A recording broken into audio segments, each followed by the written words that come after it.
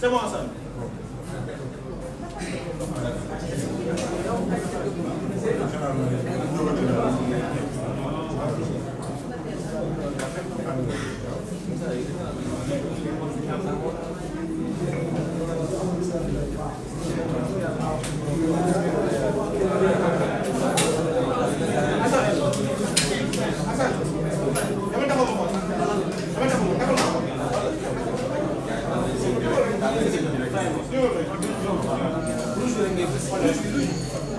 Allô, c'est bon. Allô, allô.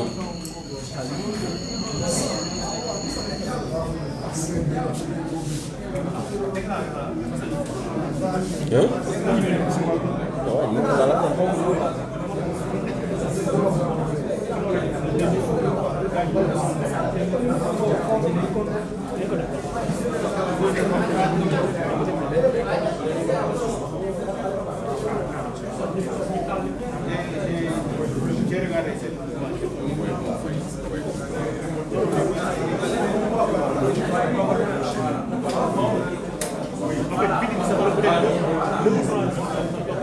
C'est bon. C'est bon.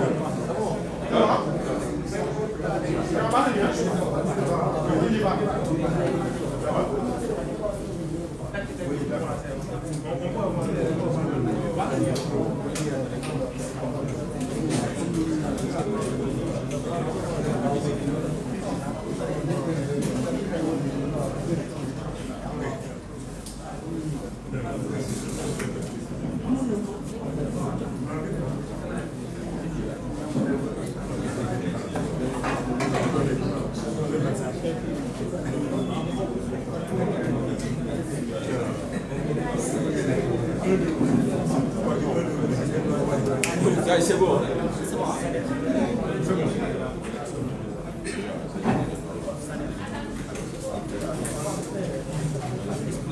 Guys, c'est OK pour tout le monde.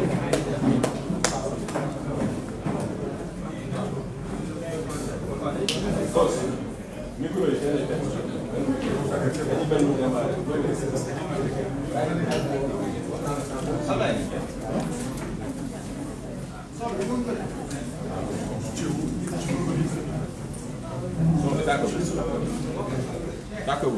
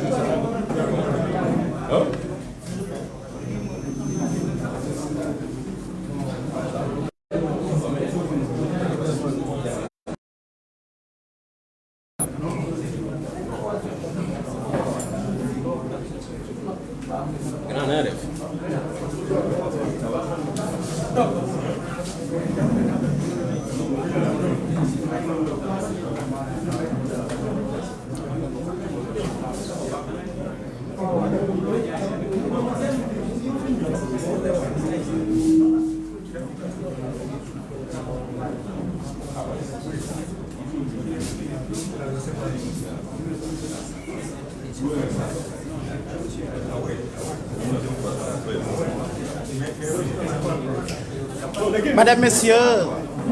nos chers amis de la presse, le président Ousmane Sonko est arrivé dans la salle. Nous allons débuter le point de presse. Je le rappelle, il s'agit tout simplement d'une déclaration de presse. Il n'y a pas de questions. Donc, la parole est au président Ousmane Sonko.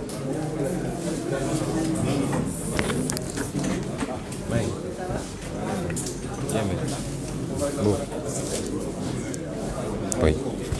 Attends, il n'y a pas bouffé là-dedans.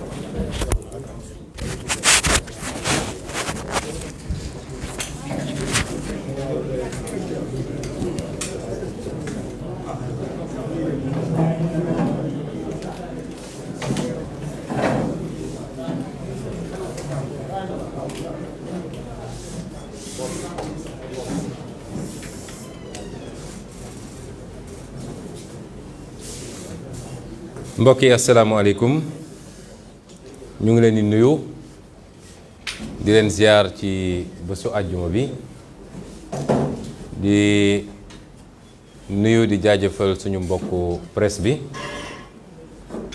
di nuyu bépp sénégalais boo xam ne yaa ngi ñuy suivre tey ci waxtaan bu gàtt bi nga xam ne fas yéene nañ ko am ak yéen. ñoo woote woon waxtaan wi ñu sumb ko ci diir wu gàtt nag ngir fas yéene waxtaan ak askan wi ci lu ama am solo ndax dañoo nekk ci jamono joo xam ne mën nañ ne li tubaab di wax tournant mooy jamono joo xam ne la fii la Sénégal ak Afrique war a jaaree siggi ba faw waaye fii it la ñu mën a jaare nooteel gi ñu noot depuis juróom-benni xarnu juróom-benni siècle tey nooteel googu wéy ci lu yàgg ba suñuy doom ak suñuy sët ak suñuy sëtaat nar ko dund ci ni mu gën a jafe sax que ñun ñii niñ koy dundee. waxtaan wi nag dañ koy tënk ci wenn mbir moo xam ne defe naa àjjuma tey jii la mat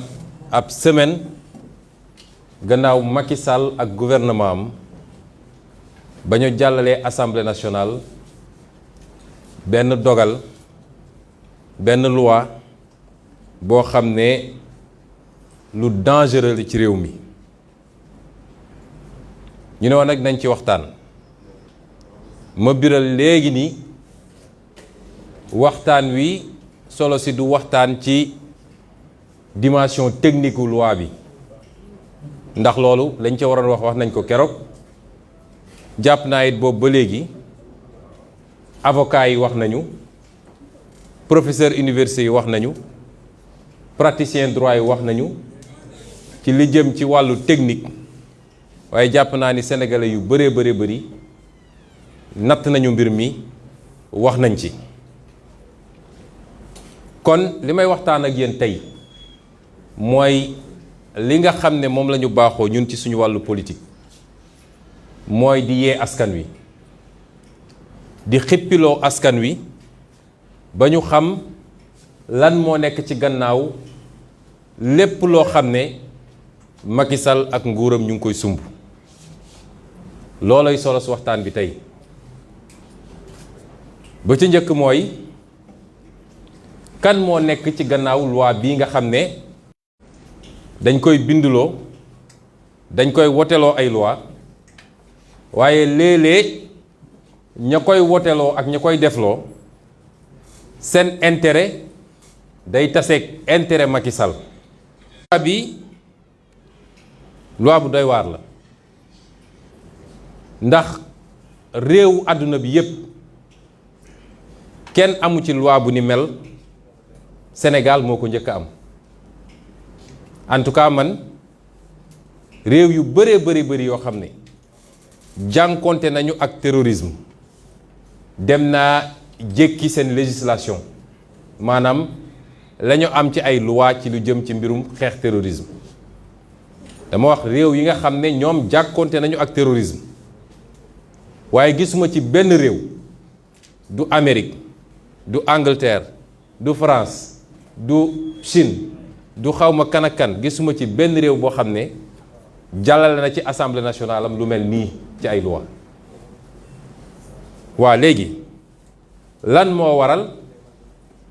réewum Sénégal nga xam ne musuñoo am problème ak terrorisme musu fee am lan moo waral ñu jékki-jékki rek Macky Sall mel ni ku xëmmaliku ne non seulement damay def benn loi ci terrorisme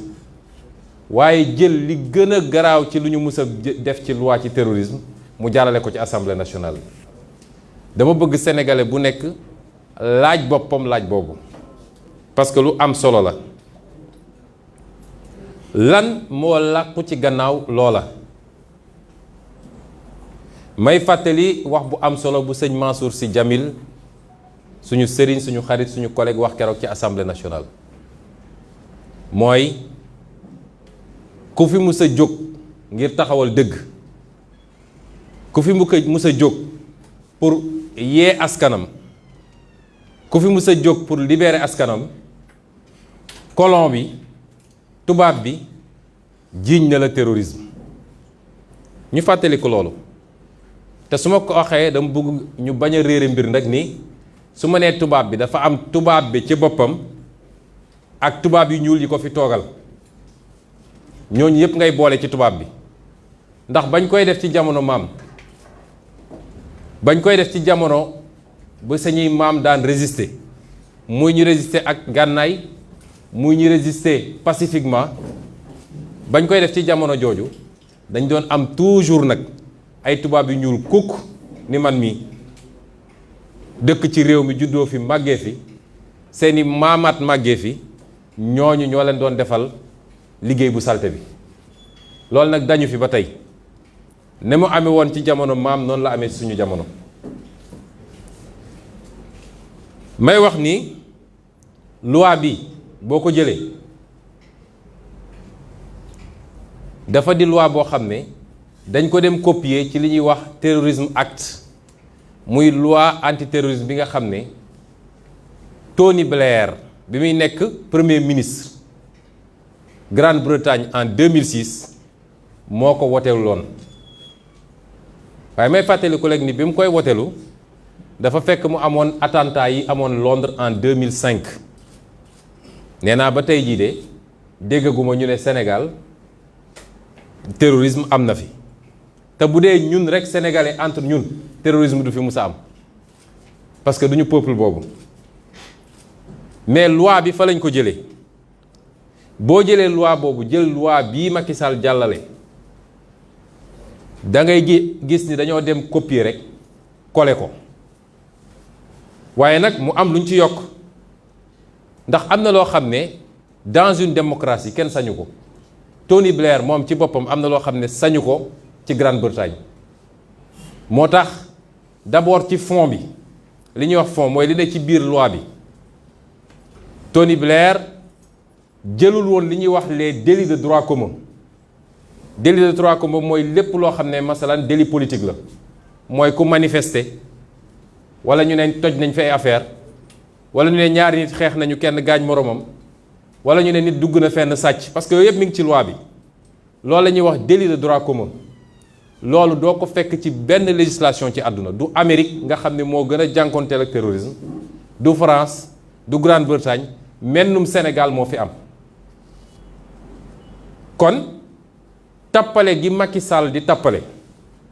mooy dafa jaare ci loo xam ne àdduna bi yëpp dañ cee dëppoo mu am ay convention yoo xam ne Nations Unies la yoo xam ne Sénégal signé na ko pour la lutte contre le terrorisme mu jaare ci loolu nag daat ci dugal ay mbir yoo xam ne pour faj ay problème boppam la muy ay problème politique loolu mooy caay-caay ak tappale nekk ci loi bi Tony Blair it ba mu koy def toujours léegi ci forme bi laay wax forme bi mooy ba mu koy def bi mu amee yéene def ko daanaka loi bi presque liggéey nañ ci wala discuter nañ ci lu mat 1 an ndax 15 juillet 2005 la njëkk a yëkkati projet bi waaye bi mu koy def ministre bi nga xam ne moo newoon ministre de l'intérieur dafa bind porte-parole conservateurs yi ak porte-parole libéraux démocrates yi mooy ñi nekk assemblée nationale ne leen ñun de bëgg nañu wote loi bu ni mel dañoo bëgg a xam lan moo ciy seen xalaat. démocratie noonu lay doxee ñooñu xool mbir mi càmbar ko critiquer ko wax ko liñ koy wax mu toogaat ñaari weer muy 15 septembre mu bindaat beneen lettre ne leen li ngeen wax lii lañ ci gis lii lañ ci wàññi lii lañ ci yokk xool leen ñooñu xoolaat wax ko liñ ci xalaat loi bi doog a dem assemblée nationale. bi mu demee assemblée nationale yóbbu nañ ko seconde lecture et même troisième lecture mooy su dee député dañ ne loi bi doy ñu dañ koy delloo gouvernement mu xoolaat ko tëggaat ko doog ko delloo siwaat loolu yëpp am fa te teewut bañ koy wotee ci la Tony Blair am défaite bi gën a rëy ci défaitam ndax li mu bëggoon li gënoon a am solo ci loi bi mooy li ñuy wax détention préventive mooy suñu nee Ibrahima Thiam mii dañoo soupçonné ni kii terroriste la ñu mën koo dem téye waaye mu ne woon dafa bëgg ñu téye ko lu mat 90 jours pour que police mun a def liggéeyam. Assemblée nationale dafa rejeté loolu Parlement britannique dafa rejeté loolu ne loolu c'est un abus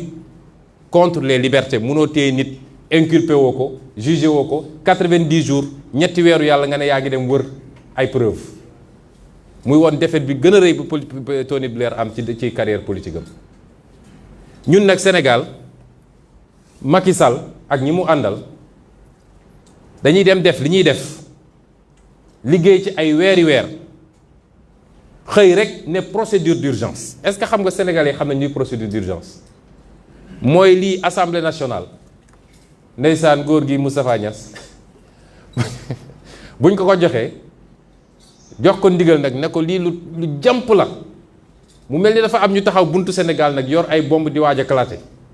ñu ne ko lii lu jàmp la il faut ngeen voter ko tey gën saa gudd ci juróomi fan yi il faut ngeen voter ko il faut ngeen jaaree ko commission pare woote assemblée nationale plénière pour ñu wote loi bu toll nii foog nga ni waroon nañ ko mën a woote te askan wi kenn xamu ci dara loolu war na am ci réew mel ni Sénégal une loi comme ça nga ne da nga koy wote en procédure d'urgence wax naa leen Grande-Bretagne fi mu jaar foofu la États-Unis jaar foofu la France jaar foofu la keneen ak keneen te ñooñu ñi ngay jokkanteeg ñi ngi am problème terrorisme tous les jours waaye teewul jaaral nañ mbir mi fi mu war a jaar ba ñu wote la ñu war a wote te nañ ko war a wotee ak ni mu gën a rafete loolu mooy caay-caayu Macky Sall ak nguuram ak ñii mu yor ci assemblée nationale nga xam ne aw gétt la woo xam ne fu leen sàmm bi ne nii rek foofa la ngeen jéggal mu waxee ko noonu nag waaye mbir dañ koy woowee ci turam. kon li tax nag ma doore ci loolu dama bëgg sénégalais xam ni Macky Sall tey dafa am ñuy déy ci noppam dafa am ay xarit dafa am ay kilifam nag ak ay xaritam du ñuy sénégalais ak koo munti doon du ñu kilifa diine yi dañ leen di essayer manipuler rek bu gaawee waaxu dem bu wéeteeg ñoom ne leen sama adversaire politique nii la mel moytu leen ko terroriste la dafa bañ ñii dafa def lii jëfandikoo rek waaye joxu leen lu toll ni tarfata ayen ci cër du ay conseillers sénégalais déedéet Tony Blair moom ma tudd tey bokk na ci ñi nga xam ne ñooy xalaatal Macky Sall kooku nga xam ne moo def loi bi ni mel nga xam ne ba léegi débat la ci Grande-Bretagne mooy ki nga xam ne tey moo yor noppu Macky Sall diggante 2017 ak léegi ñëw na fi gën saa gàtt ñeenti yoon novembre 2017 février 2020 mars 2021 bi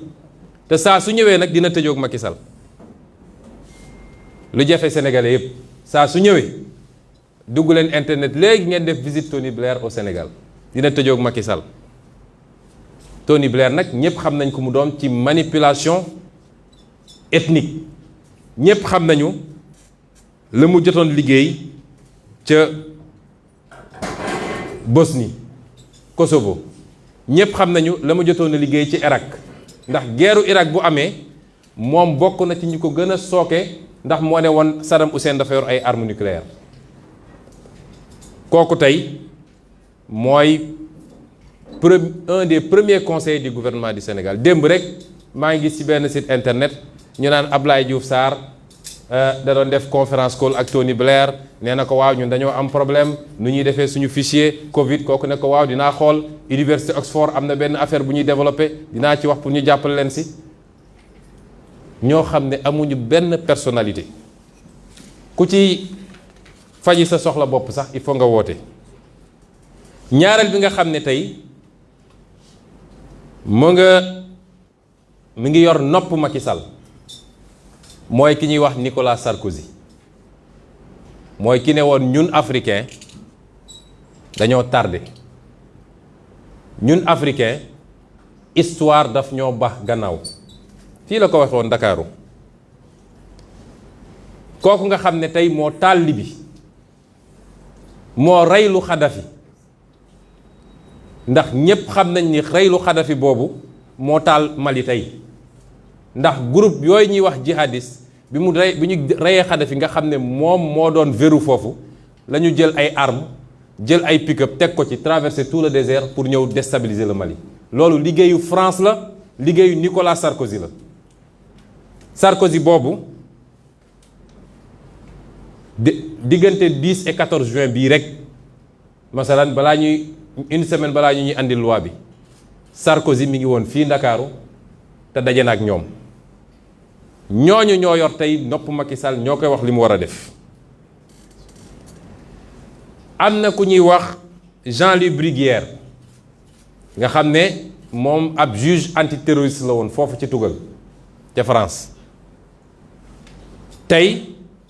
moom mooy haut représentant de l'Union européenne auprès des États-Unis pour la lutte contre le financement du terrorisme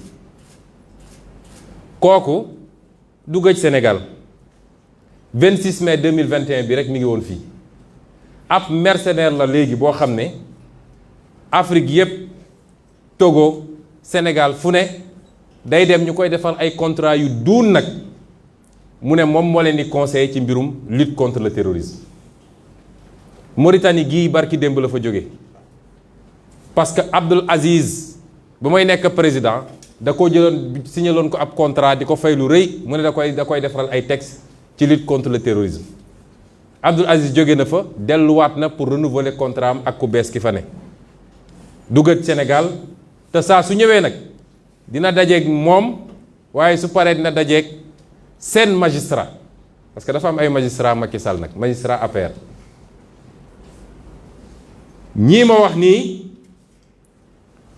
ñooy ñi nga xam ne tey ñooy xalaatal Macky Sall ñoom ñépp nag dañoo bokk ay intérêt kii ñuy wax Tony Blair sax mun nañu am njort ni am na loo xam ne bonne foi la ci moom walla jàppoon na ni moo gën waaye may wax ni principal problème Sénégal tey mu nga jóge ci li ñuy tuddee France ak ay homme politique am walla lenn ci ay homme politique am ak ñu koy xalaatal ak ñu koy jëfal lii ma tudd nii yépp boolewu ma ci ñii nga xam ne nag ci ñoom seeni agent secret la ak seeni barbouze li tubaab di wax barbouze mooy ñi nga xam ne ay nit lu yu doy waar la yoo xam ne fu ñu leen yebal ñu dem suñu leen nee reyal ma sàmba ñu rey ko histoire Afrique ak histoire àdduna loolu daf fay yàgg tey am na ay société yoo xam ne ay mercenaires lañu te Macky Sall ubbil na leen buntu Sénégal depuis bi pétrole ak gaz xeeñee Sénégal ba léegi ñu fiy ñëw saa su ne te ñoom la ñuy jëflanteel yéen journalistes def leen tuuti recherche rek naa leen ci jox benn am na société bu ñuy wax Covosis SA nga xam ne nee na société la boo xam ne affaire sécurité affaire nangam ki ko jiite du gëj Ndakaaru semaine bii ñu jógee fii rek mi ngi woon fii c'est des sociétés de mercenaires yoo xam ne bu ñu leen yebalee tey ne leen dem leen liquider Ousmane Sonko ñu def ko te ñu ngi traité ak gouvernement Sénégal may wax nag ni ñun soxlawuñu ñii ñëpp soxlawuñu leen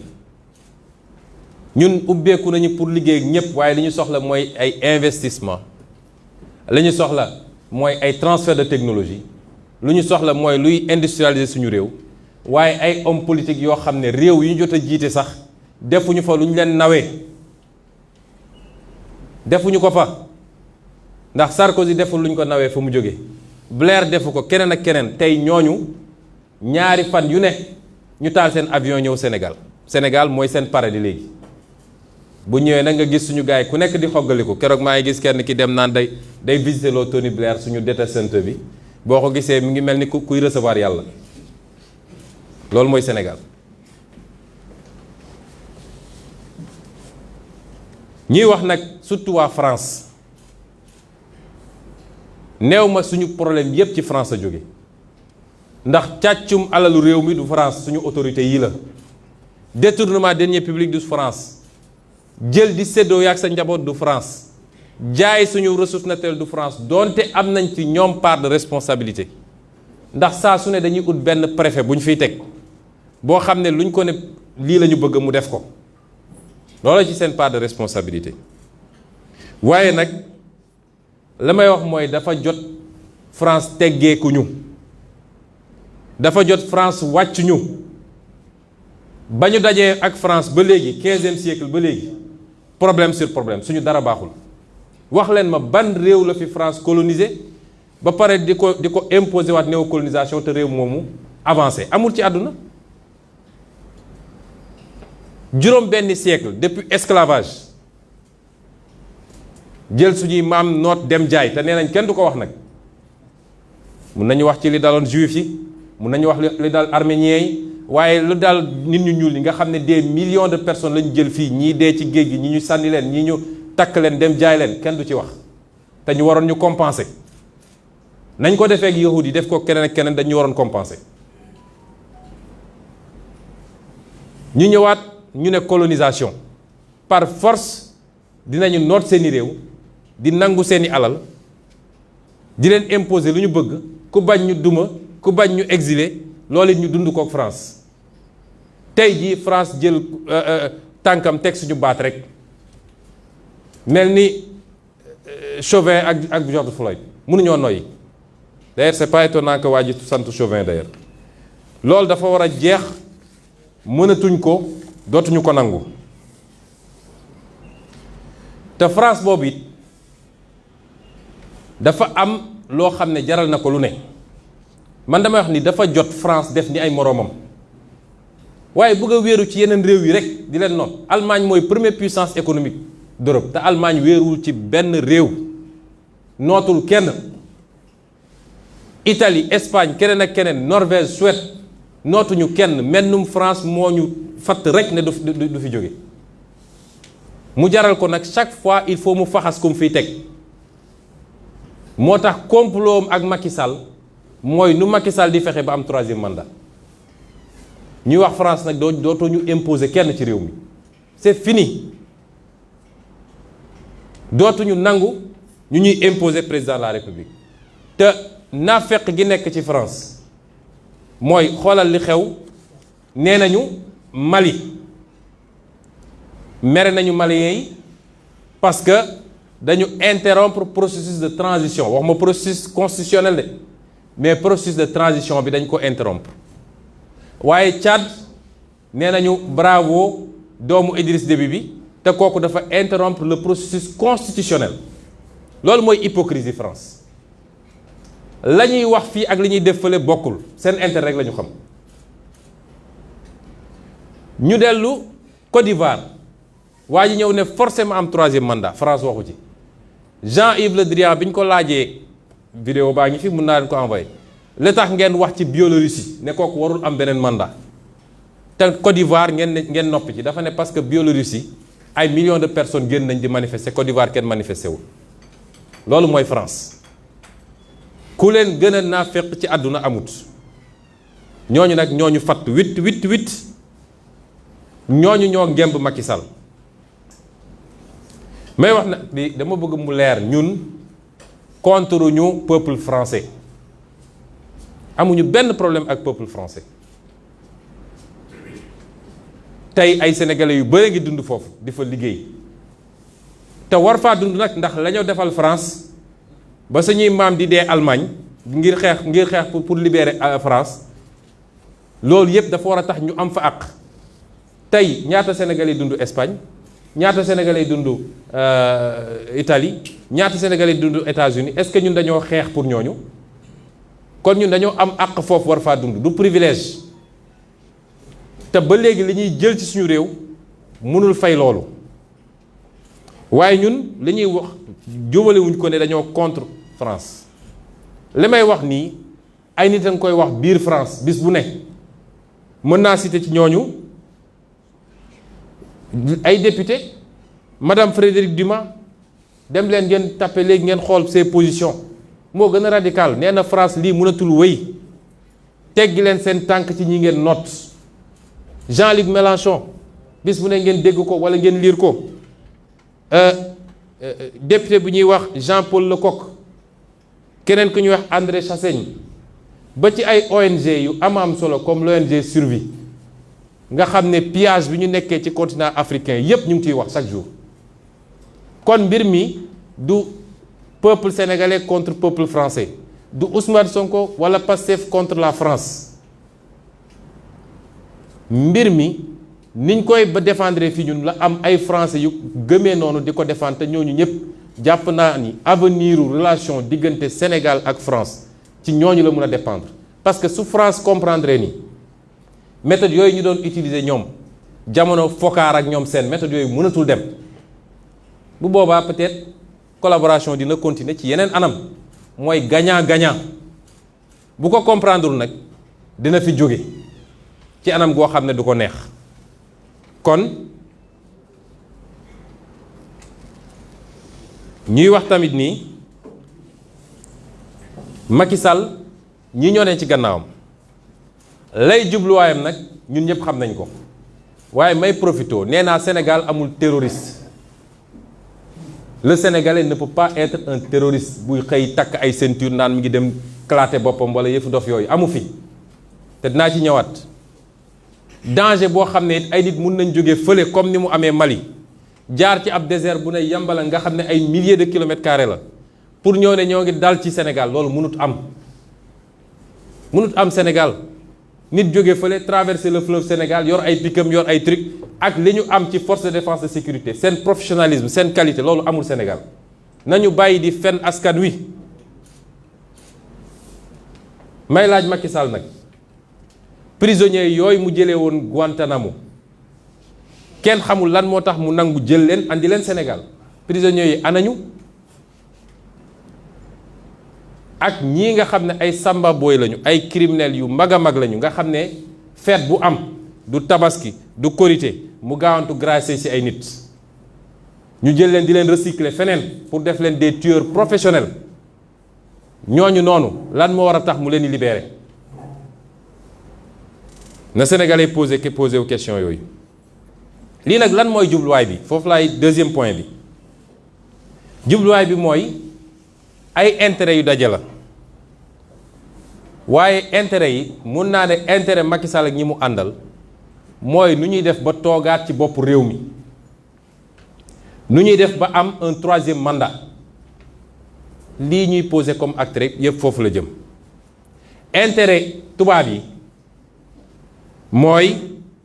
naka la ñuy def ñoom ba nii ñu nootee ba am fi toujours ay président yoo xam ne lu ñu ñëw ne leen signé leen ñu ne gongo lii nga xam ne mooy alal gi ñu yàlla jox mooy suñu géej gi suñu pétrole suñu gaz suñu zircon ba léegi xeebatuñu suñu suuf si ñuy bayee sax nañ la ñuy def rek ba mun tegu seen loxo te am ay président de la république yu leen koy daganal ñaari intérêt yooyu ñoo daje ñooñu nag dañoo gis lu ñu musuta gis mooy dañoo gis pour la première fois une menace politique et citoyenne c'est important menace politique et citoyenne parce que mbir mi du ñun rek acteur politique mais conscience citoyenne bi juddu léegi te développé wu rapidement ci Sénégal yi ba ci si wàllu li nga xam ne suñuy valeur la mu am ñu jóg ne ji am na loo xam ne duñu nangu ku ñu ko imposer loolu moo leen jaaxal moo tax may wax ñépp nag gis nga loi bi ndànk-ndànk lañ koy korkone waaye liñ ci jublu mooy suñu demee képp koo xam ne ñoom la ñu bëgg ak li ñu bëgg a imposer boo nee lii bokkul ak ñun suñu gis-gis ñu dugal la ci organisation terroriste yi masalan ku fi jóg ne ñun d'accorduñu ñu neenal ngóor jigéen ba nit lu ko neex mu génn solo nu ko neexee ne day def gay parade fii Sénégal mooy ay góor jigéen yuy défilé yuy def lu ko neex ku ko wax ne d'accord ba ñu ne kii terroriste la gis ngeen keroog bi ñu defee manifestation contre mbirum góor jigéen ñoom seeni organisation cité nañu ay nit ba jël sax ay xalif généraux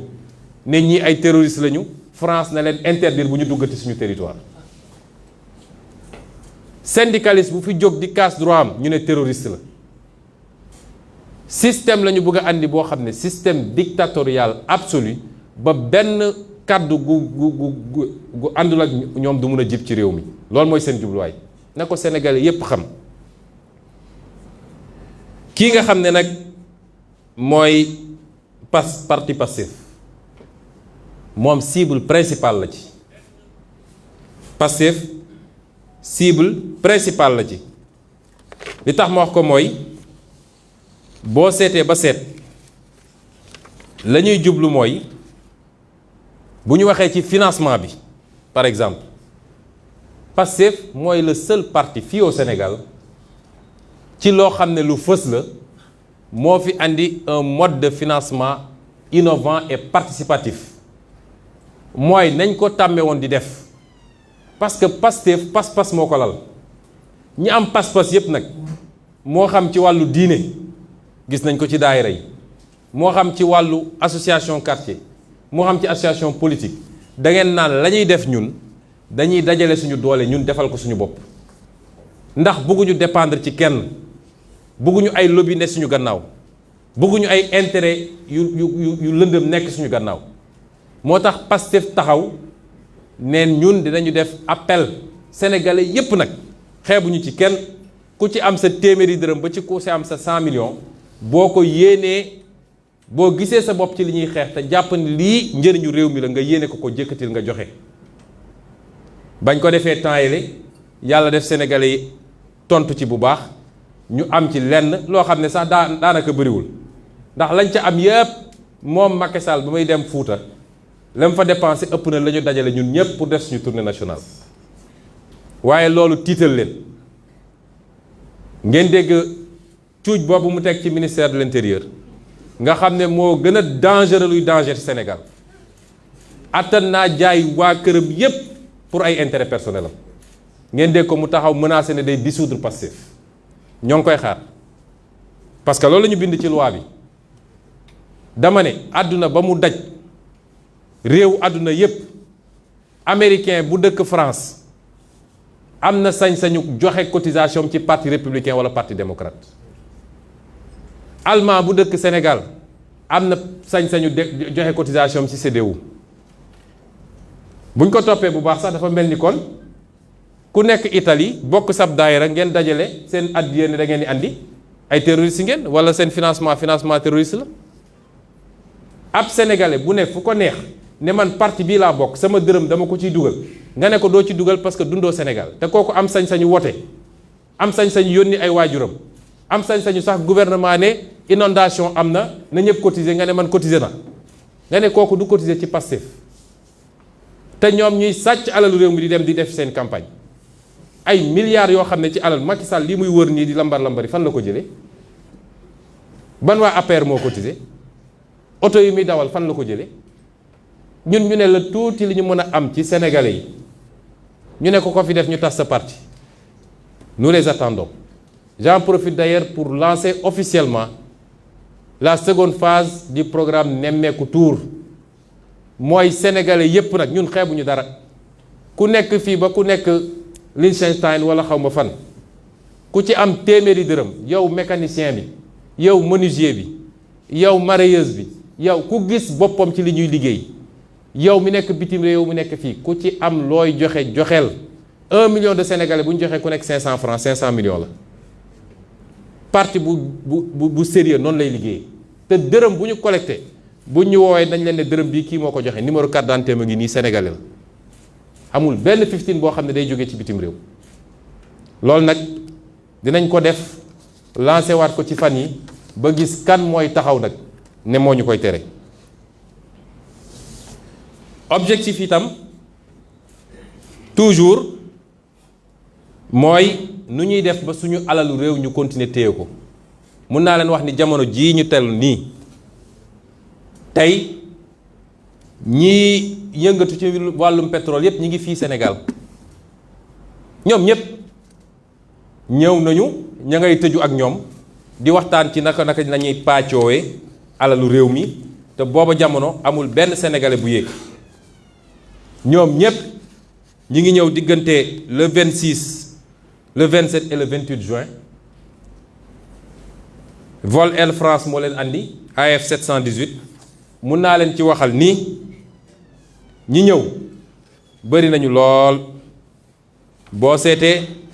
ki nga xam ne mooy vice-président Total Marketing mi ngi fi ki nga xam ne mooy président Total Petroleum Ghana mi ngi fi ki nga xam ne mooy directeur non exécutif Total Nigeria mi ngi fi ki nga xam ne mooy DRH Total Afrique mi ngi fi vice-président HSE mi ngi fi Total Afrique secrétaire général Total Afrique mi ngi fi vice-président digital marketing réseau Total mi ngi fi PCA Total Afrique président Total Nigeria président Total Afrique vice-président Cosmos Energy vice-président exécutif Interoil su ma koy cité dina gudd trop ñi ngi fi bu ñu ñëwee nag dem tëju nga xam ne seen waa ji lu mu oyof signature lu ñu ko ne signer mu signé ñu dem def la ñuy def sur le dos du peuple. kon ci sama programme depuis 2019 wax ko avant programme bi wax ko ci sama téere bi ma bindoon 2017 xaw ma 2016 ci mbirum pétrole bi pétrole u Sénégal gazu Sénégal zircon Sénégal géeju Sénégal sénégalais yi ñoo ko moom keneen moom ko ku dul sénégalais yi te bu soobee yàlla lépp luñ ci def ci loo xam ne waruñu koo def dinañ ko renégocier parce que nag askan wi sonn na yàlla gestuñu am as tuut gum ñu wërsëgale ñu mel ni ñoom ay dëmm yu gis médd loolu ba kañ ñu koy nangu te foofu nag laa bëgg a insister sénégalais yëpp laay waxal rawatina nag vous la jeunesse de ce pays da ngeen war a décomplexé wu parce que nag noot gi ñu noot d'abord noot psychologique la nekk sa réew amoo sañ-sañ ne lii mooy sama intérêt réew lii baaxul sama réew koo waxal mu ne la way moytul France ils sont trop puissants moytul ñii dañuy dal sa kaw te ñoom ñu am sañ-sañu toog seen réew di wax ci ñun nu mu leen neexee loolu il faut mu jeex donc lii nag lan moo ci seeni objectif ma ñëw ci loolu wax naa objectif yi la ca tegu mooy ñoom naka lañ ko bëgg a matérialiser mbokk yi kii poñ bu am solo la ndax nag coowal terrorisme ngi bëgg a sonal nit ñi ci Sénégal mu mel ni sénégalais bu ne boo xëyee sa kër booy dem liggéey di nga dajeek ay terroristes ñu am nag ñuy wër di leen waxal parce que dañuy préparer opinion bi psychologiquement dañ koy préparer psychologiquement dégg ngeen fii depuis quelques années ni ñuy préparer scénario terrorisme bi jàpp nañ fi ay imam sonnal leen noggatu leen lottal leen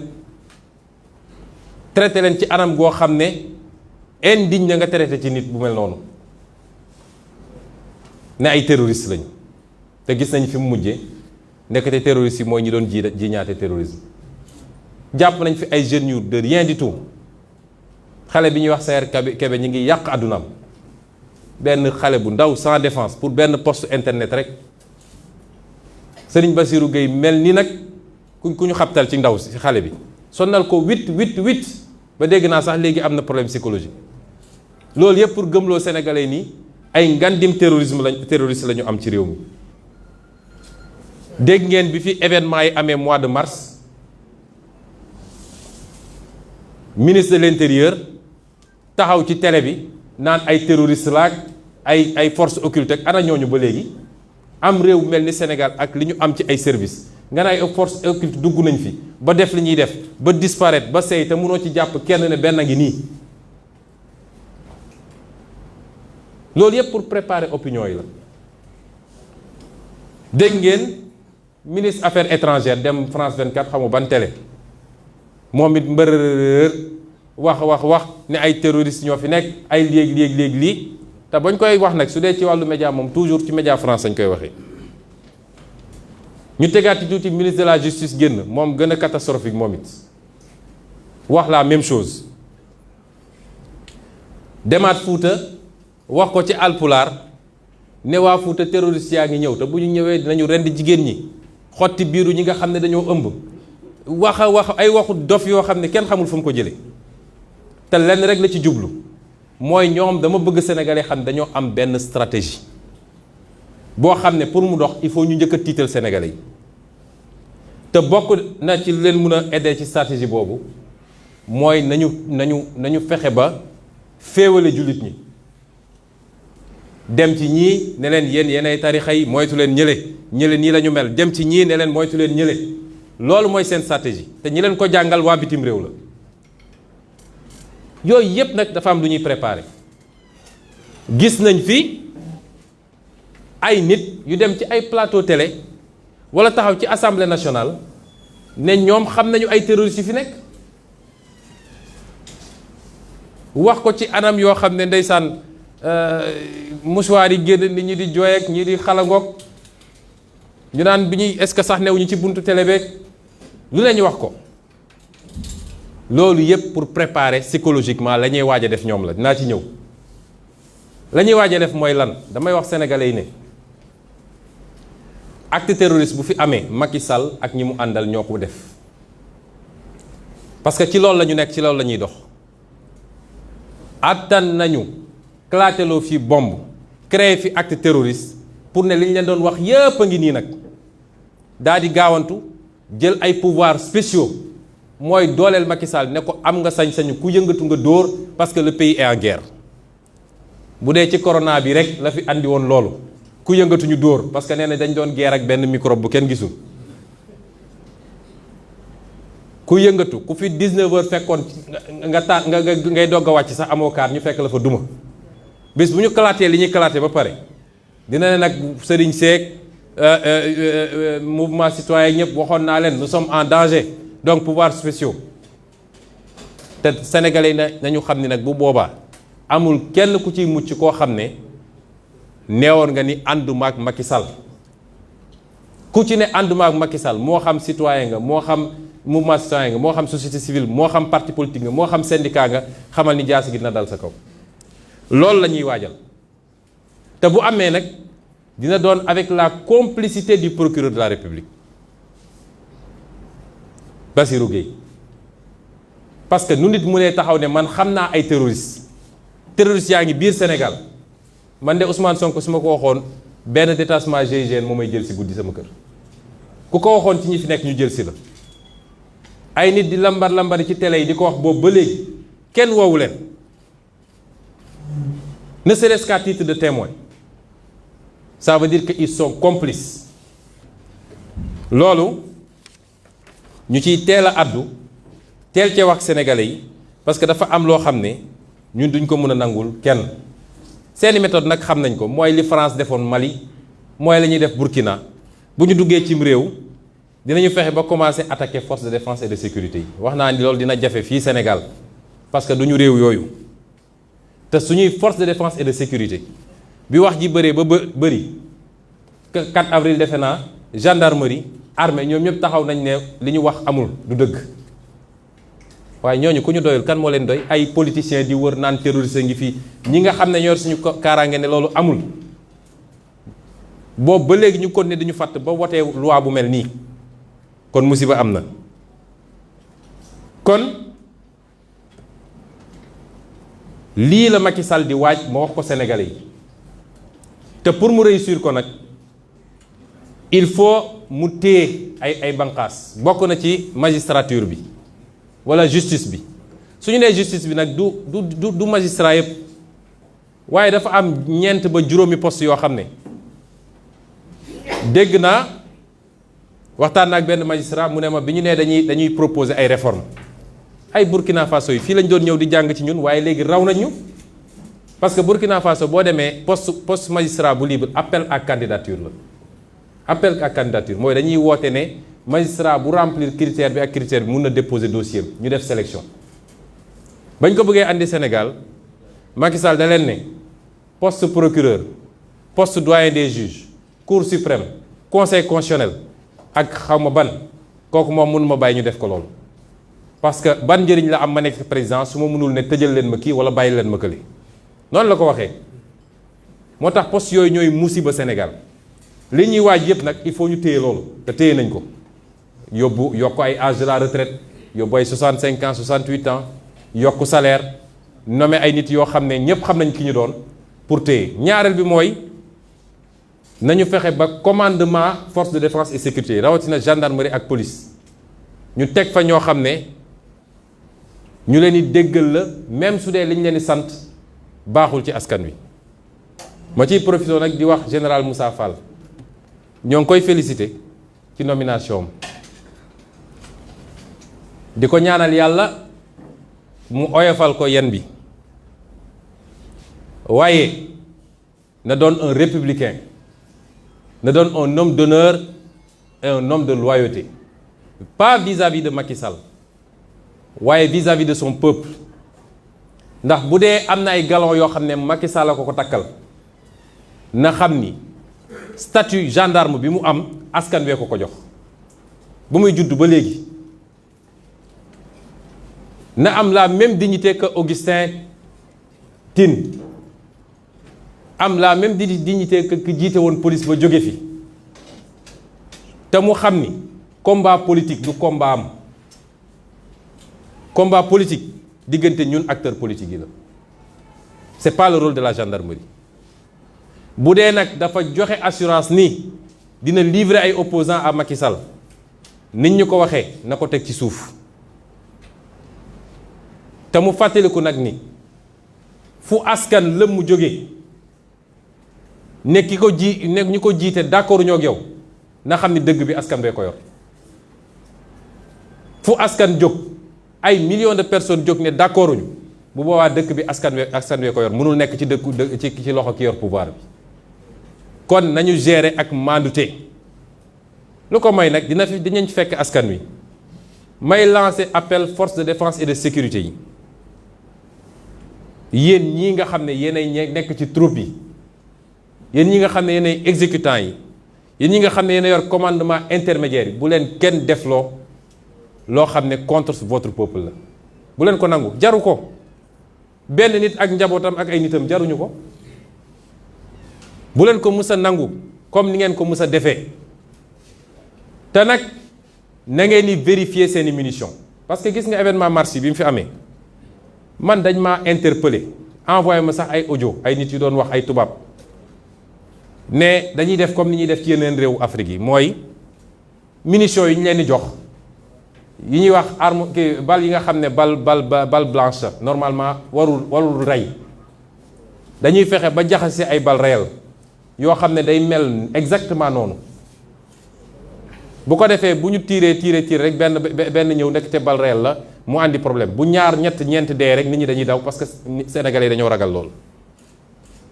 kon nañ ciy bàyyi xel nañuy vérifier seeni jumtukaay bu leen kenn def loolu loo xam ne day dal ci kaw askan wi parce que yéenay askan wi amul lu askan wi di dund sa dund leen ko. ma daaneel nag ci lancer un appel aux Sénégalais et aux Africains rawatina ndaw ñi diaspora bi élite intellectuelle yi kilifa diine yi jigéen ñi bu leen nangu ku leen lëndëmal lii yëngu li ko yëngale ko ëpp doole dafa am lu tegu ba pare mooy révolution mooy moomaat suñu bopp waay àdduna yépp mënul yeewu nag ba mu des Afrique européens ñoom bi ñu yeewoo kenn xamul kañ la ba noot àdduna coloniser ñu traite négrière et cetera ba léegi ñu ngi yeewu nag américains yi yeewu te ñooñu nag la ñu war a jël exemple ñi nga xam ne dañ leen nootoon ni ñun ñu fexe ba moom seen bopp te tey ñoo noot àdduna Amérique ci la bokk Chine ci la bokk Inde ci la bokk keneen ak keneen ci la bokk Afrique rek ngay gis ni ba léegi ñun rek la ñu noot dafa mel ni ñun rek a yeewoogul ba kañ dafa jot nag ñu moom suñu bopp di décider suñu bopp am suñu sañ-sañu bopp moom suñu kopparu bopp am suñuy moyen de défense bopp mun a doxal suñu économie ni ñu ko bëggee loolu moo nekk en jeu actuellement dama bëgg que yéen ñëpp ngeen xam loolu bu leen nangu ku leen divertir waaye bu leen nangu surtout ku leen noggatu parce que it initiative yu mel ni yàgg naa am Afrique de waaye bu ci egsi fii moo amagul woon moo tax ñoom ñu jaaxle moo tax ñu ne tey foog ñu faagaagal ko kon nañu jël suñuy matuwaay la may wax toujours lu leen mbir mi jaral rek nañu ko jaral ñun bu dee ñoom daf leen jaral te jaraluñu nañu xoolaat suñu bopp parce que li ñu nekkee jaamu yàlla la defar sa réew la gérer sa avenir doomi ki sët la kooku jaamu yàlla mënu koo raw kon nañu jaral dara teyit bu leen nangu ku leen tasaare divertir ci ay combat yoo xam ne jaru ko may wax ni ay tournée économique Macky Sall yoonu ñun suñu yoon newu ci bu ci kenn dem naan da ngay manifester wala di xeex wala yu demee noonu Macky Sall sénégalais la am na sañ-sañu wër Sénégal bu ko neexee mu fay fu ne keroog bi ñuy jógee Bambey ci dëju Aïda Mbodj bi diggante Bambey ba Thiès yaa ngi gis ñu yëpp kaar yi am na sañ-sañ bu ko neexee mu fooy xelam comme ni Ousmane Sonko amee sañ-sañ dem def ay tournéem te kenn du ko déranger loolu mooy combat bi kon bu ñu tasaaroo ci ay combat xam ngeen combat bi lan la moom la ñu war a liggéey bés bu ne waajal ko mooy ñaar la ba ca njëkk mooy dootuñu fi nangu fii Sénégal ku ñu noot te duñ ko nangu ci Afrique dootuñu nangu fii Sénégal ñu am projet ba yaakaar juddu ñu xëy ñoom ñu ànd ak seeni tubaab ne tey ñu faagagal ko dootuñu nangu Sénégal ñuy liquider des adversaires politiques waaye duñu nangu Sénégal troisième mandat am fi Macky du fi def troisième mandat bu ko France soxlee nag mën nañ ko may waaye nañu concentré wu sur l'essentiel nañu dajale suñuy doole waajal préparer xeex yooyu parce que su dee moom daf ñoo bëgg a wan ni am na fit dina xam ne ñu ko ëpp fit la fi fekk loolu mbokk yi la ñu bëggoon wax ci lu gàtt ci lu jëm ci lii te du lu tuuti nag ma bëggoon ñépp bàyyi ci xel ñépp xam ni la ñuy rumanaat ak li ñuy waajal mun na yàq lu bari ci réew mi comme nag yàlla daf ñoo féete fii ñu féete il faut ñuy àddu la ca des nag sur le débat technique wax naa ko léegi boroom xam-xamu droit yeeg ñoom seen wax nañ ci dañ ci continuer wax rapidement en français je remercie tous ceux qui sont venus assister à cette prise de parole qui nous permet de revenir sur un pan entier de l'actualité relativement à cette loi liberticide, cette loi vicieuse, dangereuse qui a été votée il y a de cela une semaine à l'Assemblée nationale. La question qui mérite d'être posée, elle est très simple. Pourquoi le Sénégal, un pays qui est un havre de paix, un pays qui n'a jamais été confronté au terrorisme ou à des actes de terrorisme, pourquoi ce pays-là éprouve subitement le besoin de se doter d'une loi contre le terrorisme, mais une loi beaucoup plus liberticide que les pays qui sont confrontés à ce phénomène depuis très très longtemps. Quel dessein inavoué se cache derrière cela? Je rappellerai simplement le discours de notre aîné, notre papa, notre guide et notre collègue à l'Assemblée nationale, M. Serigne Mansour Sy Djamil, qui de pertinente avait rappelé l'autre jour sur la tribune de l'Assemblée que le colon, et je veux qu'on retienne que le colon n'a pas disparu, il est encore là sous une autre forme, que le colon, à chaque fois qu'il y a eu des velléités de contestation de sa domination, de son exploitation et de ses méthodes, a utilisé, il n'y a rien de neuf sous les tropiques. Ceci dit, je voudrais dire simplement aux Sénégalais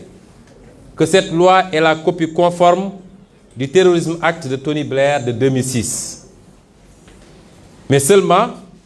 M. Blair n'avait pas osé aller aussi loin que Macky Sall. Car dans une démocratie normale, ce qu'est la Grande-Bretagne, les Britanniques n'auraient jamais accepté certaines choses. D'abord, dans le fond, nous retrouvons exactement la même configuration et les mêmes éléments. Mais la supercherie de Macky Sall,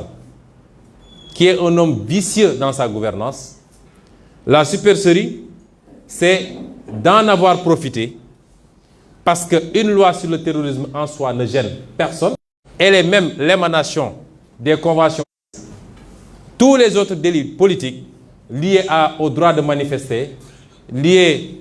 aux dommages qui peuvent exister lors des manifestations, ainsi de suite, ainsi de suite. Il en a profité pour les extirper et les classer comme actes terroristes, ce qui n'existe nulle part dans le monde. Vous ne retrouverez ça nulle part. Même en Grande-Bretagne, qui a été victime de attentats, vous ne retrouverez. C'est ça le vice de cette loi. Et je vous dirai pourquoi plus tard. Mais dans la forme également. Parce que comment on peut avoir une loi aussi importante pour la vie de la nation, la préparer en catimini et la présenter à l'Assemblée nationale pour un vote d'urgence, en procédure d'urgence. En Grande-Bretagne, quand il a fallu le faire, et pourtant, la Grande-Bretagne venait de subir les attaques terroristes de Londres. Ça n'a pas été une raison pour faire passer cette loi en procédure d'urgence. Le 15 juillet, donc peu après les attentats de Londres, le ministre de l'Intérieur, M. Charles Clark, avait écrit au porte-parole des conservateurs et des libéraux démocrates, respectivement, pour leur demander leur avis sur une proposition de loi antiterroriste dans le but de rechercher un consensus. C'est important. Parce que quand vous saisissez les gens, avant même de déposer la loi à l'Assemblée nationale, ça permet au moins d'ouvrir un débat et de permettre au peuple de savoir ce qui se passe. C'est la procédure qui a été suivie. Et le 15 septembre, c'est-à-dire 2 mois plus tard, M. Clark a publié des projets de clause du projet de loi dans une autre lettre adressée aux 2 responsables que j'ai cités tout à l'heure, écrivant qu'il aimerait leurs commentaires à leur sujet. Voilà comment fonctionne une démocratie transparente. Mais ici, on se cache en catimini, on prépare une loi qu'on présente à Moustapha Niasse, qui appelle les députés en procédure d'urgence. Vous avez 4 jours, 5 jours, la commission doit se réunir, la plénière doit être convoquée, et la majorité mécanique, robotique, va lever la main pour voter sans savoir même de quoi il retourne. C'est de cela qu'il a été question. Et cette loi, après tous ces avis-là, a été discutée pendant longtemps à l'Assemblée nationale et a fait l'objet de renvois en seconde lecture et même en 3e lecture auprès du gouvernement. Voyez combien c'est différent, combien on est éloigné des standards élémentaires en matière de démocratie. Ici, on se lève, je vais vous dire comment ça s'est passé. On s'est levé, on nous a dit il y a une loi. On s'est doté de la loi, on a regardé, c'était la catastrophe. Et on dit vendredi, il y a plénière. On n'avait même pas le temps d'aviser le peuple comme cela doit se faire. C'est grave. Une loi aussi importante, c'est comme ça qu'on doit la voter dans un truc. Si j'insiste sur ce modèle, c'est parce que je veux que les Sénégalais comprennent que Macky Sall ne pense pas par lui-même, ne décide pas par lui-même et n'agit pas par lui-même. Il n'en est même pas capable. Macky Sall se fait dicter des lois. Il se fait dicter des comportements et des actes à poser. Mais il le fait quand cela rejoint ses intérêts personnels. Parce que obnubilé par un troisième mandat, si des gens lui parlent de la possibilité de voter une loi contre le terrorisme, il saisit immédiatement l'opportunité. Mais il a son calcul derrière, et je vais y revenir. Qui sont ceux qui soufflent dans l'oreille de Macky Sall? Il faut que les Sénégalais le sachent. Si j'ai commencé par l'exemple britannique, c'est parce que M. Tony Blair, sous couvert de son institut, qui prétend travailler dans le domaine de la gouvernance et dans les domaines de la plateforme digitale e-santé et de l'agriculture, est aujourd'hui un des conseillers privilégiés du gouvernement du Sénégal. Il est très fréquent au Sénégal et à chaque fois, il est reçu par Macky Sall. Novembre 2017, février 2020, mars 2021, et j'en passe et j'en passe. Pas plus tard que hier, vous avez vu dans la presse qu'il se targuait d'un entretien entre Abdoulaye Diouf Sarr et Tony Blair par vidéoconférence où Abdoulaye Diouf Sarr lui présentait les problèmes qu'on a dans la gestion du Covid et Blair aurait permis de les aider avec des applications développées par l'université d'Oxford, etc., etc. Voilà des hommes qui sont devenus très influents. Il y a de manière générale un balai des anciens présidents, des anciens premiers ministres. Matteo Renzi était en même temps que Tony Blair au mois de mars au Sénégal. Et officiellement pour la lutte contre la Covid et la campagne de vaccination. Mais nous savons ce qui se passe. Nous savons qui est M. Tony Blair, spécialiste de la manipulation ethnocentriste au Kosovo, en Irak, au Libye, via son cabinet de conseil stratégique. N'oubliez pas qu'il était à l'origine de la guerre d'Irak parce qu'il était celui qui tenait l'hypothèse d'armes nucléaires dont Saddam Hussein se serait doté, ce qui s'est révélé faux. C'est ces gens-là qui aujourd'hui ont pignon sur lui et sont les conseillers de Macky Sall. Il y a M. Nicolas Sarkozy, l'homme qui nous avait traité d'attardé historique, que nous ne serions pas suffisamment entrés dans l'histoire, que nous sommes dans l'éternel recommencement, l'homme qui a fait liquider Mohamed Kadhafi, déstabiliser la Libye et déstabiliser le Mali, parce que nous savons que le Mali a été déstabilisé à partir du problème libyen. L'homme qui a fait assassiner lâchement Kadhafi. Cet homme-là aujourd'hui, dont même la France ne veut plus, poursuivi d'ailleurs, cet homme est fréquent au Sénégal. Je vous dis que sa dernière visite en date, c'était du 10 au 14 juin. Il a quitté la Côte d'Ivoire où il était avec Jean-Yves Le Drian pour piquer sur Dakar et se faire recevoir avec le tapis rouge par toutes nos autorités. Et ces gens-là qui soufflent à l'oreille de Macky Sall. Il y a M. Jean-Louis Bruguière, ex-juge antiterroriste français, qui est aujourd'hui haut représentant de l'Union européenne auprès des États-Unis pour la lutte contre le financement du terrorisme. Il était à Dakar il y a à peine un mois, parce qu'il était à Dakar le 26 mai 2021. Ce monsieur s'est doté d'un cabinet de conseil en matière de lutte contre le terrorisme et a signé des contrats juteux un peu partout en Afrique. Il était au mois de septembre 2020 en Mauritanie pour renouveler son contrat. En réalité, c'est un spécialiste de la traque des opposants africains. Tout opposant africain est terroriste pour lui. Et il est grassement payé pour le faire. C'est ces gens-là qui soufflent aujourd'hui à l'oreille de nos gouvernants et qui sont à l'origine de toutes ces suggestions. Bien évidemment, Macky Sall en profite largement pour y ajouter tout ce qu'il veut par rapport à ses cibles personnelles. Je ne parle même pas de tous ces agents de renseignement, particulièrement de la France et autres barbouzes qui pullulent dans notre pays, toujours prêts à exécuter les basses besognes comme du temps de Focard. Parce que les méthodes sont maintenant beaucoup plus vicieuses, mais elles n'en sont pas pour autant complètement annulées. Ils n'ont pas pour autant abandonné toutes les vieilles méthodes de liquidation comme ça a été fait avec les Sankara, les Lumumba, etc. Mais les méthodes sont beaucoup plus vicieuses maintenant. C'est des méthodes de destruction d'opposants par tous les outils modernes que nous connaissons. Aujourd'hui, Macky Sall a ouvert la porte à des sociétés de mercenaires. Depuis que le pétrole et le gaz, depuis que l'odeur du pétrole, du gaz sentent, plus toutes les autres ressources, nous avons toutes sortes de sociétés de mercenaires. Et je demanderai aux journalistes de faire de petites recherches sur la société Covesaes SA, d'un certain Laurent Clerc, régulièrement à Dakar, et qui prétend avoir des méthodes pour se débarrasser des opposants. Je dis que nous n'avons pas besoin de toutes ces reliques politiques. Des reliques politiques chez eux, nous n'en avons pas besoin ici. Nous sommes ouverts à travailler avec tout le monde, dans le sens d'une collaboration gagnant-gagnant. Nous avons besoin de gens qui investissent en respectant les lois de ce pays, réaménagées d'ailleurs. Nous avons besoin des gens qui transfèrent de la technologie. Nous avons besoin de gens. Il faut que ça cesse. Il faut que ça cesse.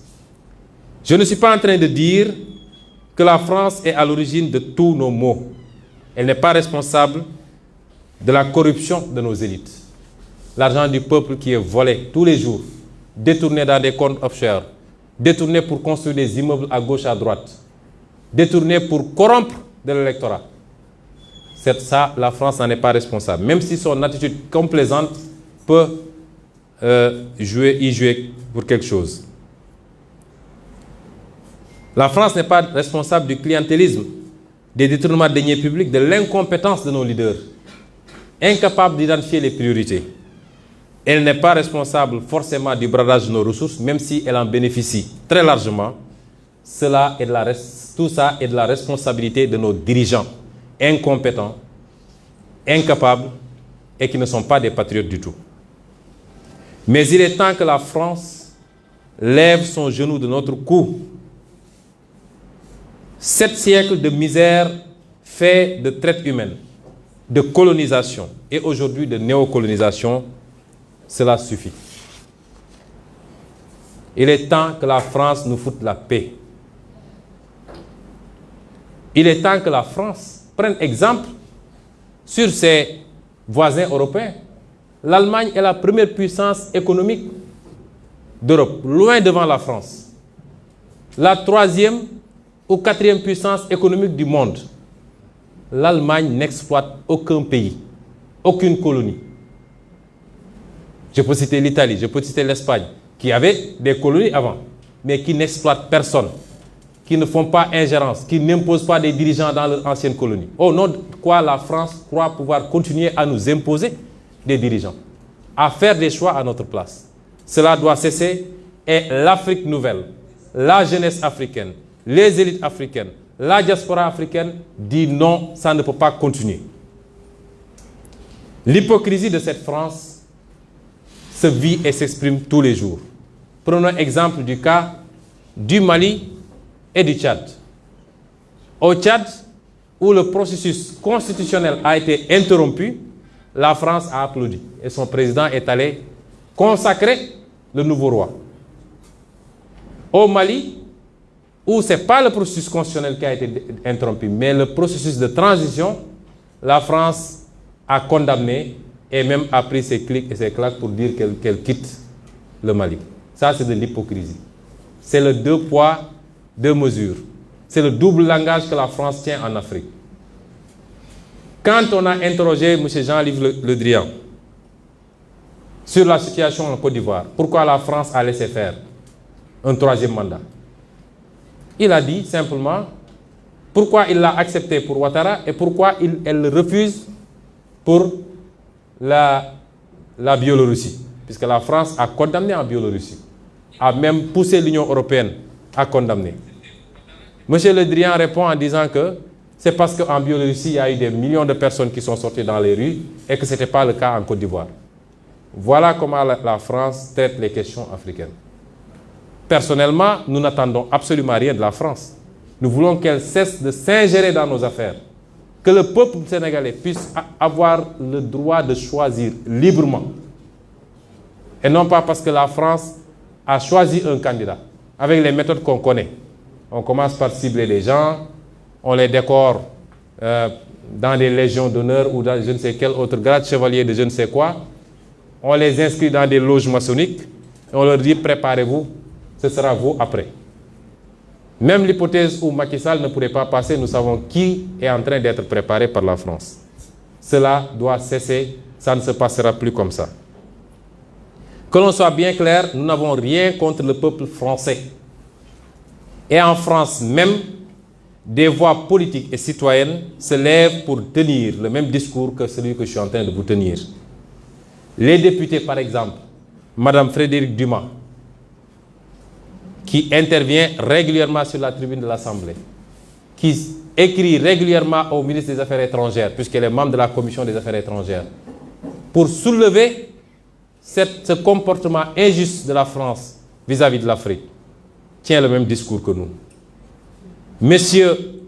Jean-Luc Mélenchon, Jean-Paul Lecoq, André Chassaigne, tous députés, tiennent le même discours que nous. Et des centaines d'autres voix. L'ONG Survie, comme d'autres ONG, font un travail extraordinaire dans le même sens. Nous disons à la France d'écouter ces voix qui lui parlent de notre schéma, d'une autre collaboration entre l'Afrique et la France. Beaucoup plus juste, beaucoup plus équitable, mais beaucoup plus durable. Si elle sait l'écouter, je crois que nous aurons de beaux jours devant nous dans le cadre de la collaboration. S'il ne sait pas l'écouter, pensant pouvoir continuer à fonctionner comme du temps de nos grands-papas, cette jeunesse africaine ne l'accepte plus. Il faut que la France se prépare à une rupture définitive et à quitter l'Afrique. Parce que l'Afrique appartient aux Africains, elle n'appartient pas à la France. Elle n'appartient à personne d'autre, ni la Chine, ni les États-Unis, ni personne. Et les Africains veulent prendre le destin en main enfin. J'en profite pour lancer un appel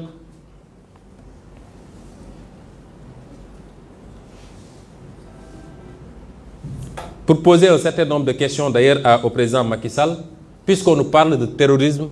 à longueur de journée. Qu'est-il advenu des prisonniers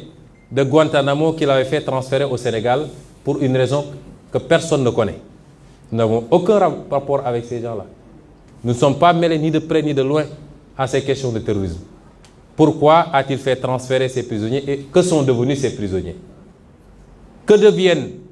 ces dizaines de criminels? Je parle de crimes de sang, qu'il fait libérer à l'occasion de chaque fête profitant des grâces présidentielles et qui seraient recyclés dans des entreprises pour préparer des attaques ou des expéditions contre les opposants à son régime. Et l'exemple de ces nervis ne rassure pas. Mais la question également qu'il faut se poser, c'est quels sont les objectifs visés par tout ça? Les objectifs visés, c'est de perpétuer un système inique, un système contre le peuple sénégalais, qui dure depuis 60 ans ou même plus, qui dure, j'allais dire même depuis l'esclavage jusqu'à la colonisation. L'objectif, c'est d'imposer un troisième mandat par tous les moyens possibles. S'il faut passer par des cadavres, il passera par des cadavres. L'objectif, c'est de museler l'opposition. Toute opposition, citoyenne comme politique. L'objectif, c'est de classer des partis politiques dans le registre de partis terroristes pour pouvoir les dissoudre et emprisonner leurs leaders. Désigner tous ceux qui se battent pour des causes considérées comme contraires aux valeurs qu'on veut nous imposer, les désigner comme des terroristes ou appartenant à des organisations terroristes. Je veux dire par là que si, par exemple, dans le cadre de la lutte contre l'homosexualité au Sénégal, des Sénégalais se constituent pour dire nous ne sommes pas d'accord, et que cela va à l'encontre de la tendance mondiale, des milliards sont injectés dans cela. Les conditionnalités maintenant pour prêter même à nos États, c'est de vérifier quel traitement ils font de ces dossiers-là et quelles mesures ils prennent pour la promotion de ces groupes. Donc tous ceux qui diront je ne suis pas contraire, qu'ils s'attendent demain qu'on les catégorise comme étant des terroristes. Tous les syndicalistes qui se lèveront pour réclamer leurs droits pourraient être taxés de terroristes. Voilà les objectifs qui sont visés. Je dirais également que l'objectif, c'est la mainmise sur nos ressources naturelles. J'ai dit tantôt que tout le gratin du milieu du pétrole et du gaz est actuellement à Dakar. De Total, de Cosmos, etc. Ils sont en conclave en train de se réunir sur la manière de se partager les ressources du pays sur le dos du peuple sénégalais. Je réitère ce que j'avais dit dans mon livre, je réitère ce que j'avais dit dans mon programme. Ils peuvent faire ce qu'ils veulent, mais les ressources naturelles du Sénégal, la terre, les ressources du sous-sol, les ressources halieutiques, les ressources naturelles, pétrole, zircon, or, toutes les ressources appartiennent exclusivement au peuple sénégalais. Et que tout ce qui sera signé contre ce peuple sera dénoncé au plus tard en 2024, renégocié pour l'intérêt exclusif du peuple sénégalais. Nous sommes ouverts, nous ne sommes pas dans une dynamique d'autarcie, nous travaillerons avec tout le monde, mais dans un cadre gagnant-gagnant. Il est temps que l'Afrique se réveille et que nos peuples puissent bénéficier de leurs ressources naturelles. Que nos peuples puissent bénéficier de leur indépendance et de leur souveraineté. Cette loi vise particulièrement notre parti, PASTEF. Particulièrement. Pourquoi? Parce que les dispositions qui portent sur le financement sont orientées vers PASTEF. PASTEF est le seul parti qui, ouvertement, peut-être que d'autres le font, sans que ce soit aussi médiatisé, mais c'est parce qu'on est transparent qu'on médiatise. Si on avait quelque chose à cacher, nous n'aurions pas fait des levées de fonds ouvertes à tous les publics, ouvertes même aux médias, nous ne l'aurions pas fait. Mais l'objectif, c'est quoi? C'est de pouvoir classer des organisations politiques comme organisations politiques terroristes et interrompre tout processus de financement participatif par les Sénégalais, incriminer toute personne qui verserait 1 centime à ce parti. Nous disons que cela ne passera pas. Et j'en profite pour lancer d'ailleurs la seconde phase de notre Nemmekou Tour dans les tout prochains jours. Tous les Sénégalais, je dis tous les Sénégalais, nous ne prendrons jamais un centime d'un étranger, ça ne nous intéresse pas. Il n'y a aucun lobby derrière nous. Il n'y a aucun intérêt occulte derrière nous. Mais tout Sénégalais, où qu'il se situe dans le monde, tout Sénégalais qui a quelque chose à donner, nous sommes ouverts à collecter parce que ce projet est un projet du Sénégal. Pour le Sénégal, par les Sénégalais, il doit être financé par les Sénégalais. Eux, ils pillent les ressources de l'État pour aller faire leur campagne. Avec quoi Macky Sall est en train de faire ses tournées politiques actuellement? Avec les véhicules de l'État, le carburant de l'État, l'argent de l'État. Et nous, on ne compte que sur nos compatriotes qui croient à ce projet-là et on nous dit vous ne le ferez pas dans ce pays-là. Nous lançons un appel à tous les Sénégalais et nous les attendons. Parce que le poussin qu'il a placé au ministère de l'Intérieur et qui s'est permis de nous menacer la dernière fois, quand il s'est agi de faire des levées de fonds, menacer PASTEF de dissolution, nous l'attendons de pied ferme. Mais nous lançons un appel aux Sénégalais, menuisiers, mécaniciens,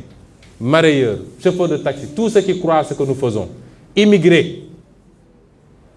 celui qui a 500 francs, celui qui a 1 million, celui qui a 100 millions, nous sommes ouverts à collecter ces fonds-là pour les destiner exclusivement à mener ce projet qui nous est cher, qui est cher à ce pays, qui est cher à l'Afrique à son terme.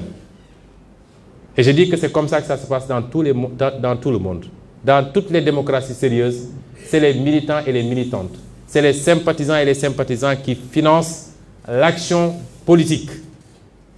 L'Américain qui vit à Paris est libre de cotiser pour le Parti démocrate, dès lors qu'il est américain et de nationalité américaine.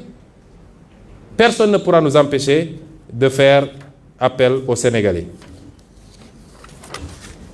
Le dernier point, c'est comment il compte matérialiser maintenant cette loi. Cela est important, j'attire l'attention des Sénégalais. Depuis des mois, ils sont en train de préparer les Sénégalais à des actes terroristes. Je veux dire aux Sénégalais que tout acte terroriste qui serait commis sur le territoire national serait l'œuvre exclusive du moins de Macky Sall et son groupe. Et je vais dire pourquoi. Ils sont les seuls à avoir les moyens de le faire aujourd'hui. Mais les actes qu'ils posent montrent que c'est ce qu'ils préparent. Ils ont d'abord commencé à parler de terrorisme, ils se sont acharnés sur des imams. L'imam Alioune Ndao en a fait les frais.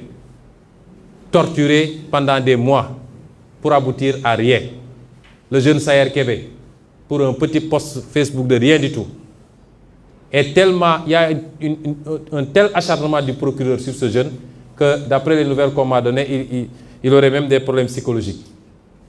Un jeune qui a repris ses cours tranquillement,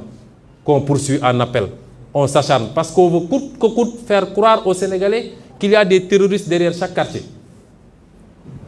Il y a les éléments de langage qu'ils utilisent dans les médias mainstream.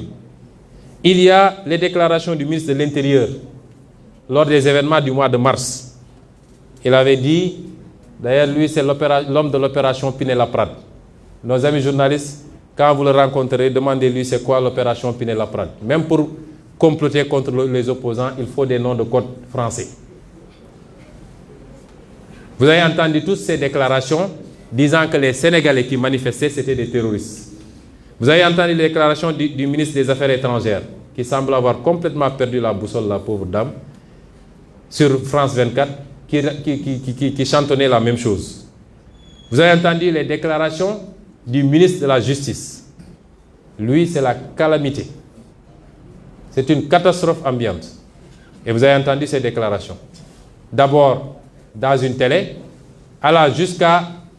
accuser même les lutteurs qui sont des professionnels qui gagnent leur vie à la sueur de leur front. Mais vous l'avez entendu au Fouta, terroriser les populations du Fouta en leur disant qu'ils sont là, ils vont venir, ils vont vous égorger, ils vont éventrer les femmes enceintes. Après, on se dit, est-ce qu'on est dans le même Sénégal? Mais tout ça, c'est calé dans un agenda. C'est d'abord préparer les gens avec un discours avant de poser des actes et de pouvoir en tirer des conséquences. Vous avez vu des Sénégalais sur la tribune de l'Assemblée ou sur des plateaux de télévision dire qu'eux, ils ont connaissance de l'existence de terroristes. Ils savent même où ils sont. Dire qu'il y aura des attaques sur des lieux très précis. Dans quel pays du monde quelqu'un dirait ça, le procureur ne réagit pas? Dans quel pays du monde? Ousmane Sonko aurait dit cela. Dans les secondes qui suivent, c'est un détachement du GIGN qui viendrait le cueillir. Manu militari. Avec monote, cagoule, tout ce qu'il faut. Et ces gens-là sont en train de déambuler tranquillement. Donc, le jour où il y aura des attaques terroristes, je le dis aux autorités religieuses, je le dis à tous les Sénégalais, sachez que ça vient d'eux avec la complicité du procureur de la République, qui s'acharne sur Sayer Kébé, qui s'est acharné sur Imam Alioune Ndao, mais qui laisse des gens déclarer avoir connaissance de terroristes, les avoir localisés, mais ils ne convoquent même pas ces gens-là. Parce que c'est dans leur complot, c'est dans leur plan. C'est des techniques qui sont utilisées pour choquer les populations, pour les choquer. Mais l'autre technique, c'est de créer la division entre les communautés. Et c'est pourquoi ils parlent de mausolée, de ceci, etc., pour dire à telle communauté, faites attention à telle autre communauté, c'est eux qui veulent s'en prendre à vous. C'est des méthodes que nous connaissons très bien et qui leur sont enseignées par des services de renseignement étrangers. Et donc, subitement, le Sénégal est devenu un pays confronté au terrorisme. Nous rencontrons tous les jours des terroristes en marchant dans la rue. Chacun en a chez lui peut-être. Au point de justifier une loi aussi liberticide prise par Macky Sall. Une certaine presse même se spécialise maintenant sur la question du terrorisme, de la défense, et tente de faire des rapprochements extrêmement hasardeux du moins. Et avec tout ça, malgré tout ce qu'on nous a dit, jusqu'à présent, on ne nous a pas identifié les terroristes, les groupes occultes, je dis que c'est des mensonges. Il n'y a pas de menace terroriste parce que la gendarmerie et l'armée l'ont dit le 4 avril en disant que tout ce qu'ils disent raconte leur vie. Et on ne peut pas avoir plus fiable comme information. Parce que c'est ces gens-là qui gèrent notre sécurité. Il faut qu'on arrête de mentir aux Sénégalais dans un dessein strictement politique, c'est-à-dire avoir un troisième mandat et pour les étrangers, continuer à avoir la même mise sur notre économie et nos ressources naturelles. C'est faux. Vous voyez, vous imaginez le Sénégal, des gens qui quitteraient le Mali ou la Mauritanie avec des pick-up qui traverseraient le fleuve Sénégal avec des armes lourdes du moins pour venir occuper une partie du territoire avec l'armée que nous avons, la gendarmerie que nous avons. Vous imaginez cela au Sénégal? C'est faux et archi-faux. Les seuls terroristes, c'est eux, et c'est parce qu'ils sont obnubilés par le pouvoir. C'est eux parce qu'il y a des intérêts occultes derrière, appartenant au même logement maçonnique, appartenant aux mêmes intérêts étrangers. C'est ça qui se passe aujourd'hui au Sénégal et il est temps qu'on le dise sans prendre des gants. Parce que tant qu'on sera là à tourner autour du pot, ils pourront continuer à désinformer. Donc, pour réussir cette entreprise, Macky Sall, il lui faut également une mainmise absolue sur les piliers de la justice. Et c'est pourquoi il refuse les réformes de la magistrature. Quand les gens sont allés le voir pour lui dire, même le Burkina qui venait copier sur nous, nous a complètement dépassé maintenant. Parce que là-bas, quand un poste est vacant, on fait appel à candidature. Il a dit non, vous pouvez le faire ailleurs, mais le poste de procureur, le poste de doyen des juges, la Cour suprême et le Conseil constitutionnel, entre autres, je n'accepterai jamais qu'il y ait appel à candidature. Parce que si je ne peux pas intervenir sur des dossiers pour dire qui on emprisonne et qui on n'emprisonne pas, ça sert à quoi d'être président de la République? C'est ce que le magistrat m'a expliqué pas plus tard qu'avant-hier. Il nous faut une mainmise sur cela. Poste de doyen des juges, poste de procureur. D'ailleurs, la loi, la réforme du code de procédure pénale renforce largement les attributions de ces deux-là, les pouvoirs de ces deux-là, en matière de confiscation, en matière d'écoute téléphonique. Vous pouvez tous être écoutés à tout moment, et en matière de perquisition. C'est pourquoi c'est ça le système et il faut que les Sénégalais le sachent. Mais pour cela également, il lui faut avoir une mainmise, pas sur la police et la gendarmerie. Nous faisons confiance à nos hommes de tenue, mais sur le commandement. Et c'est pourquoi il a fait partir le général Tine, auquel nous rendons un vibrant hommage. Et je tiens à dire que je ne l'ai jamais vu, on ne s'est jamais parlé, parce que demain ils vont dire qu'ils étaient de mèche. Comme maintenant, tout ce qui se passe dans ce pays-là, c'est Sonko qui est derrière. On lui rend hommage et on rend hommage à l'ancien patron de la police, parce qu'ils ont été républicains, ont refusé la manipulation politicienne contre le peuple sénégalais. J'en profite pour féliciter le général Moussa Fall, lui souhaiter plein succès dans sa mission, parce que si ça se passe bien pour nous tous. Il est garant partiellement de notre sécurité. La vraie sécurité n'appartient qu'à Dieu, en réalité. Mais j'en profite également pour lui faire une mise en garde. Les forces de défense et de sécurité doivent rester en dehors de la compétition politique. S'il doit des galons à Macky Sall, il doit tout au peuple sénégalais. Qu'il a vu naître, qu'il a formé, qui lui a offert l'accès à l'école publique, qui lui a permis d'être ce qu'il est comme gendarme, qu'il a rémunéré, donc qu'il sache qu'il ne sert pas un homme et sa famille, qu'il ne sert pas un homme et son parti, il sert le peuple sénégalais. S'il s'est engagé à livrer des leaders politiques à Macky Sall, qu'il revienne en arrière parce que ce n'est pas ça qu'on attend de lui. Mais mieux encore, je lui dirais que à chaque fois qu'un peuple s'est soulevé pour dire non à un dirigeant, ça veut dire que le dirigeant a tort. Et une bonne armée, une bonne gendarmerie, une bonne police, dans ces situations, doit s'aligner systématiquement derrière son peuple et non pas tirer sur le peuple. Aux forces de défense et de sécurité, je dis n'acceptez jamais qu'on vous fasse massacrer votre peuple. Personne n'en vaut la peine, et surtout pas Macky Sall. Restez en dehors des contingences politiques continuer à être les professionnels que nous connaissons, continuer à assurer notre sécurité à tous, autant celle de Macky Sall que celle de Ousmane Sonko, que celle du laveur de véhicules qui est là, devant la porte. Ils sont tous des citoyens sénégalais. Mais rester à équidistance dans le jeu politique. Chers amis, le Sénégal ne doit pas être le nouveau terrain de jeu de l'Occident. Après l'échec de la lutte contre le terrorisme au Mali, au Burkina et au Niger. Nous sommes à un tournant décisif pour notre continent. Et notre génération a une responsabilité immense. Il s'agit de grands enjeux mondiaux. Nous sommes actuellement dans la cour des grands. Et chacune d'entre nous doit s'élever au niveau de ces enjeux. Ne perdez plus de temps dans des débats inutiles sur les réseaux sociaux. Tel a dit ceci à tel, tel a insulté tel a... Ce n'est pas ça les enjeux. Ne vous laissez pas distraire. Ce n'est pas ça les enjeux aujourd'hui. Il nous faut être grands pour faire face à de grands enjeux. Nous ne devons pas manquer ce rendez-vous, mais cela suppose que chacun et chacune d'entre nous s'élève à la hauteur de ces enjeux. Les Européens ont compris depuis longtemps, ont fait leur choix, ont tracé leur voie et ont dirigé le monde. D'autres ont compris. L'Amérique, qui est aujourd'hui la première puissance mondiale jusqu'à preuve du contraire, a été colonisée.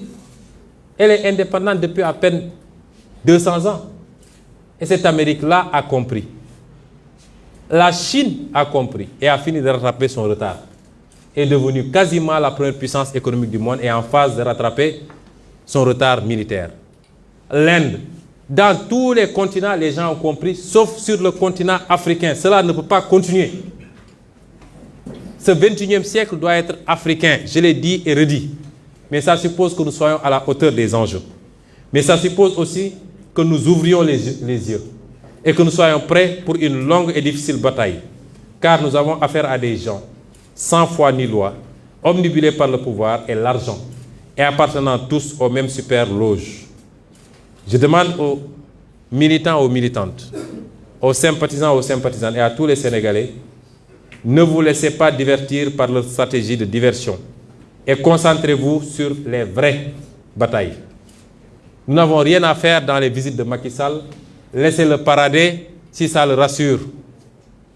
Concentrez-vous sur les vraies batailles. Et les vraies batailles, c'est premièrement, nous n'accepterons plus dans ce pays qu'on se serve de complot, qu'on se serve de lois iniques, qu'on instrumentalise la justice, les forces de l'ordre pour éliminer des adversaires politiques. Ça, c'est une grande bataille. La seconde bataille, c'est qu'il n'est absolument pas question que Macky Sall fasse un troisième mandat dans ce pays. Je veux que tous nous concentrions nos efforts, nos priorités à ces combats-là, parce qu'ils vont allumer des contre-feux tous les jours.